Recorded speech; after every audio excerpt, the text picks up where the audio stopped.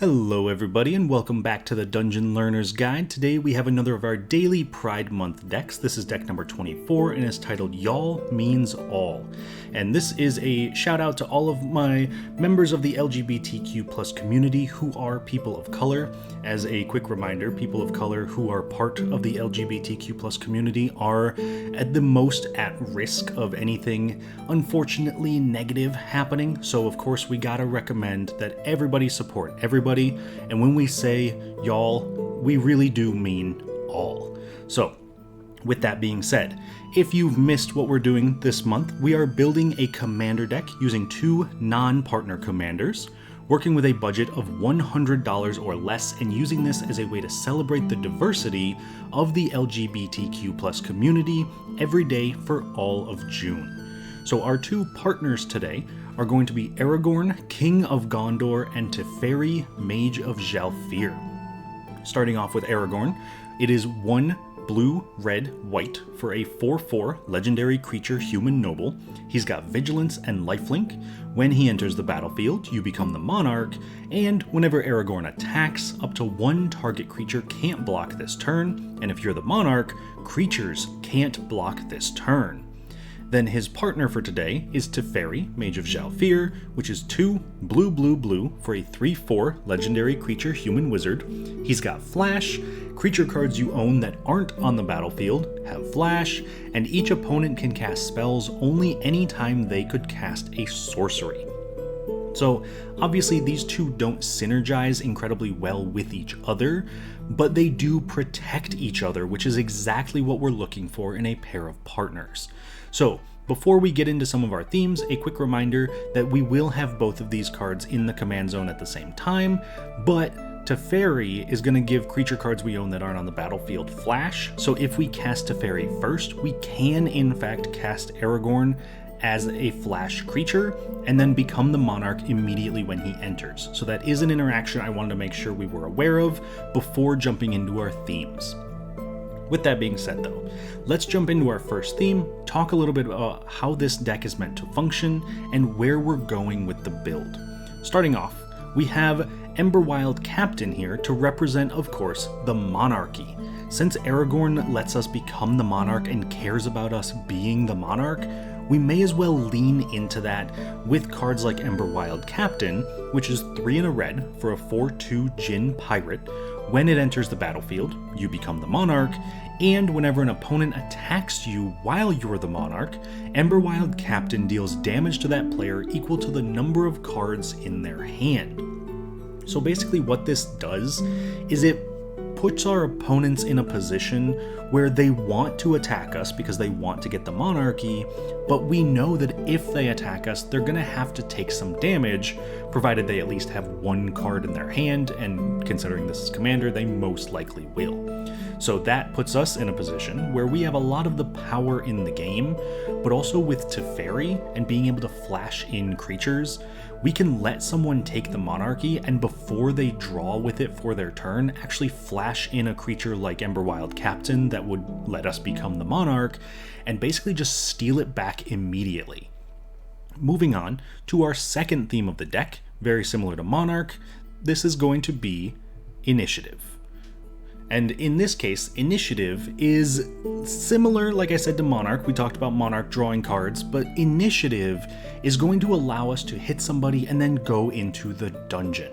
And the dungeon, I have to pull this one up because if I'm being honest, I don't know all of it, so we'll get to that in a second. But we have cards like Goliath Paladin, which is 4 and a white for a 3/6 giant knight.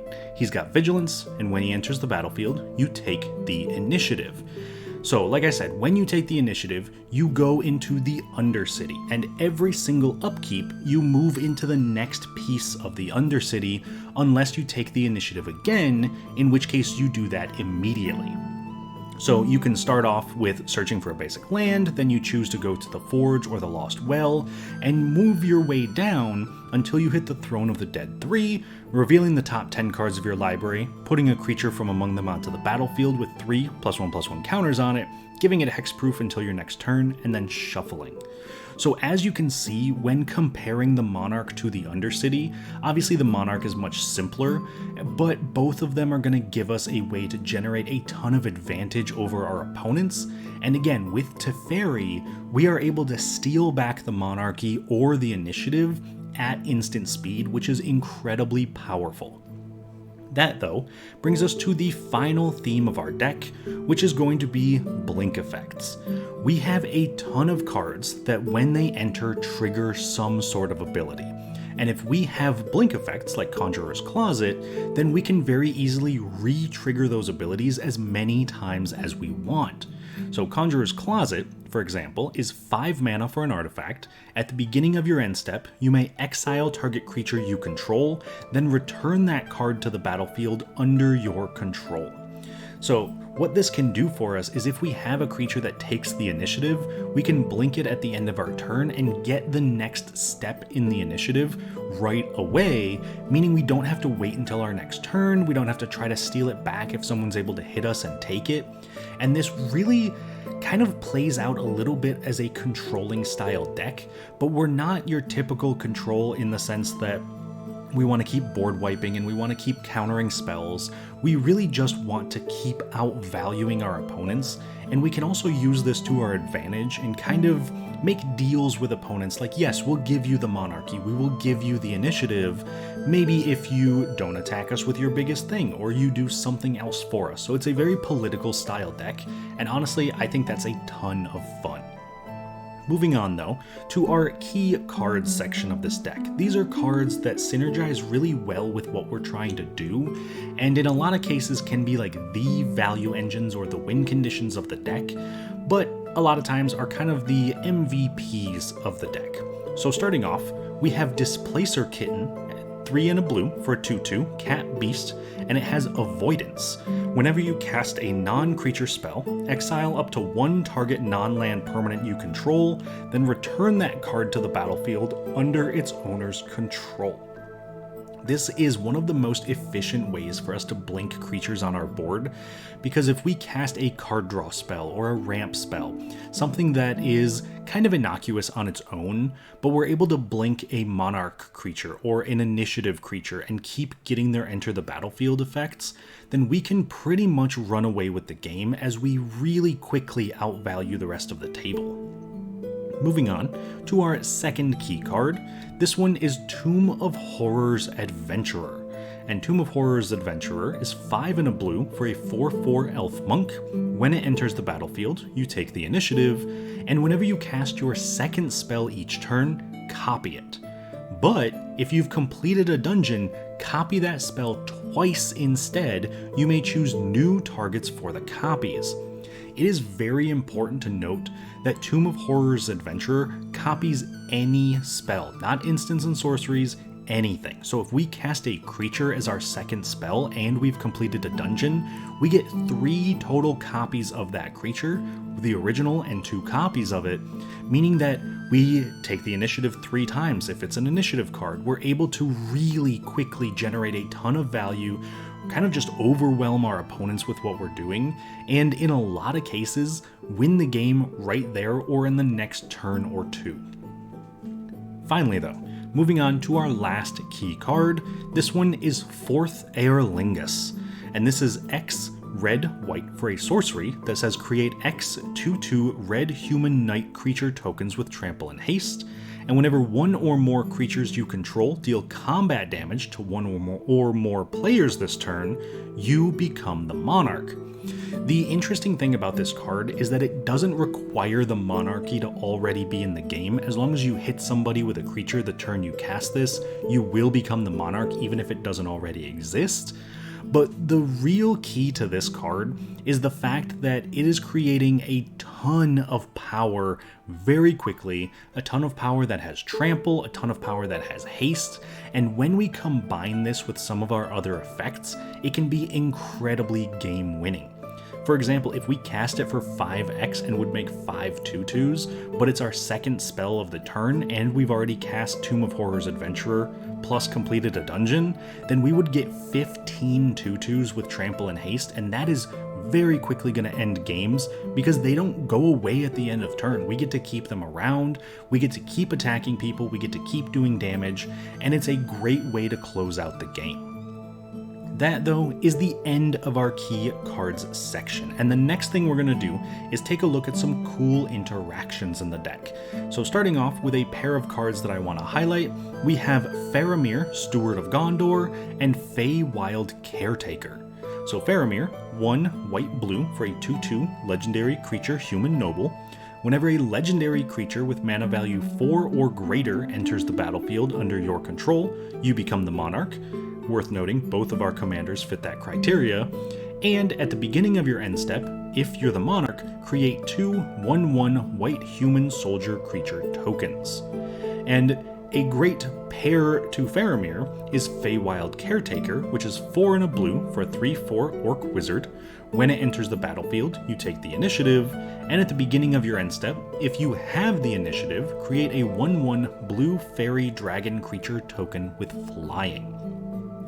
Both of these combined obviously want us to have the monarchy and want us to have the initiative, so what we can do with that is basically guarantee we have both of those things throughout the use of our cards, and at the end of our turn we will make 3 token creatures just for playing out our deck. There's no extra stuff we have to do to get those tokens, we just have to have the monarchy and the initiative, and since our entire deck is built around that, this is kind of like an army in a can. We can very quickly overwhelm our opponents with a ton of tokens, it puts blockers in the way so that people can't take the initiative or take the monarchy, and eventually we just win the game because we can keep attacking, keep doing damage, keep getting value, and just overwhelm our opponents. Finally though, we have our second cool interaction. This one is between Narumeha Master Wizard and Ghostly Flicker. Now, if you have watched this channel for a little while, you'll know that this is one of my favorite combinations of cards. I am a firm believer that every deck should have at least one infinite combo. Whether you tutor for it or not is up to you. Obviously, we have no way to tutor for this in this deck, but it is an infinite combo that can win the game. So Narumeha is 2 blue-blue for a 3/3 legendary creature human wizard. She has flash. When she enters the battlefield, copy target instant or sorcery spell you control. You may choose new targets for the copy, and other wizards you control get +1/+1. The spell that we want to copy the most with her is Ghostly Flicker, which is 2 and a blue for an instant. Exile 2 target artifacts, creatures, and or lands you control, then return those cards to the battlefield under your control. Now, the way that this works is we have to cast Ghostly Flicker and then cast Narumeha, but when she enters we can copy the Ghostly Flicker. The new copy of Ghostly Flicker can copy and target Narumeha and anything else. Typically it would be a land, because then when the land comes back in, it's untapped, we can tap it, generate mana. This allows us then to have Narumeha come back in and once again copy the original Ghostly Flicker. This gives us infinite enter the battlefield effects for artifacts, creatures, and lands, with us being able to respond in between every activation to tap those lands for mana. So we can generate infinite mana, and we can generate infinite enter the battlefield effects, which, if that's the case, means that we can infinitely trigger an initiative creature over and over and over and over, go through the dungeon an infinite number of times, and notably, one of the rooms in the dungeon says target player loses 5 life. So if we are able to do this, we very easily win the game by just draining out the rest of the table. Now, I do understand infinite combos are not everybody's thing, so if you're not a fan of this, then I would recommend taking out Narumeha. I think she's the easiest way for this to go infinite, and Ghostly Flicker is still a good card regardless. Anyway though, that brings us to the last piece of our deck tech for today, which is the price of the deck, which came in at $80.61, with the most expensive card in the deck being Thassa Deep Dwelling at a massive $21.02. So if you are looking to trim down the price of the deck, cutting out Thassa drops the deck price down to about $60. And if you're looking even more, you may remember Displacer Kitten was about $15, so cutting that out as well drops it to about $45 just from those 2 cards.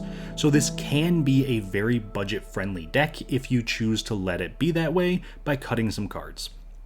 However though, if you choose to keep Thassa in the deck, I do think she's worth it, because she is 3 and a blue for a 6/5 legendary enchantment creature god. She has indestructible. As long as your devotion to blue is less than 5, Thassa isn't a creature. And at the beginning of your end step, exile up to 1 other target creature you control, then return that card to the battlefield under your control. You can also pay 3 and a blue to tap another target creature. She's really in here for that blink effect, very similar to Conjurer's Closet, except she is 1 mana cheaper and also comes with a 6/5 indestructible body, which I think is a little bit better than just a do-nothing artifact. So that, to her own credit, makes her a very powerful and very worthwhile card. But like I said earlier, she is very expensive, so if you needed to trim on price, she would be the first cut that you'd probably want to make. Anyway though, that is the end of our deck tech for today, so thank you all so much for all of your support as we've been going through these daily Pride Month decks. It really does mean a lot. I love all of the support that I've seen for this. And if you're interested, and you haven't already of course, I would love it if you would like the video and subscribe to the channel. That would help out quite a bit. And if you want to go above and beyond, you can find us over on Patreon, patreon.com/dungeonlearnersguide, and right here on YouTube as a channel member. So with all that being said, thank you again, and a shout out to all of our patrons and channel members, and I hope everyone has a wonderful Pride Month, and I will see you on the other side of the Dungeon Learner's Guide.